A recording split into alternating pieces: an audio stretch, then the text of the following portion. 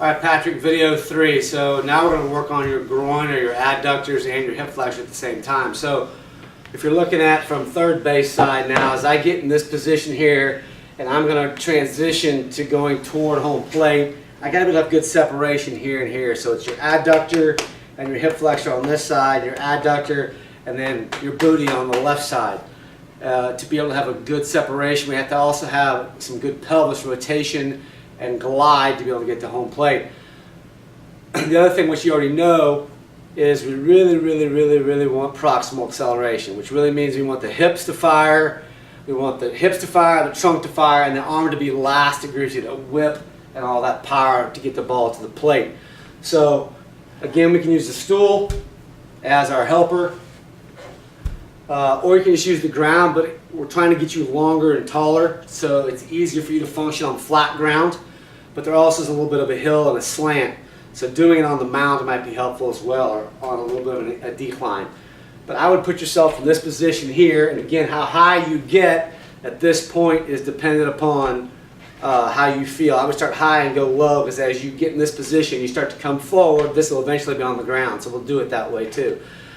But I would go ahead and put yourself in this position, get yourself some good width, and get this flexed up a little bit. And I really want to just get yourself some circles going. I think it's imperative you hold on to something, because if you hold on to something, it's a little bit easier to move. So this should be like a locker, a door frame, a stairwell, something.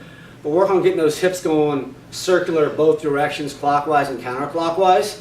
And then I'd get the forward to backwards motion, which will give you a really big load in the front of your right hip, which is imperative. And then I would get a little bit of side-to-side work going. And holding on to something, again, is going to give you much more freedom for your hips to function.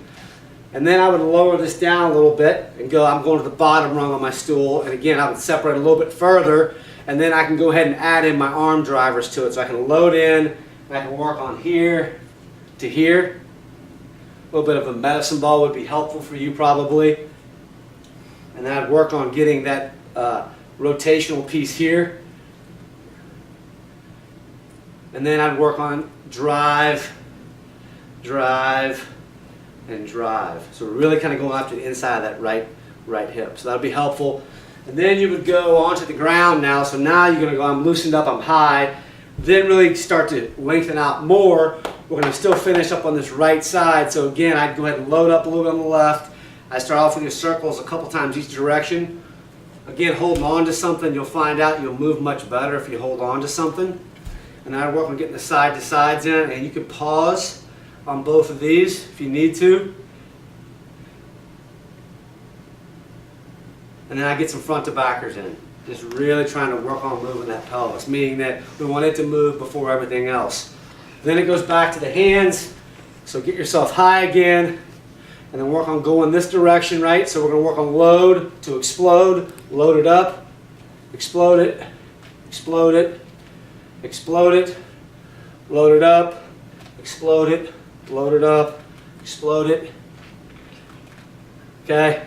And then the only other one we have to do is load it and explode it. Really get high and push out of it. And then we'll go straight to the ground. Okay, so then I'm going to work on here. Trunk, trunk, trunk, hands, hands, and hands. Excuse me, so that works on this side here. Now, the last thing we'll do on this right side is you really got to work on lengthening this position and getting long. And once you get to this is when someone's got to get to here, and you have to really work on firing your pelvis this direction. So what you want someone to do is basically push you a little bit to the right gently, and you're going to fire back out of it. So I turn around, and I'm going to lead, get a nice length here, and you're wanting to rotate this way. So have someone just gently rotate your hips to the right, and then you kind of push back. Rotate, push back, rotate, push back, rotate, push back. The other thing you can do is come on this side, have someone kind of pull you from this side. So I'll turn back around. You'll get here. Again, I'm trying to wind up to throw. So they can pull you from this side and you can fire. Pull, fire, pull, fire, pull, fire. So that's 3.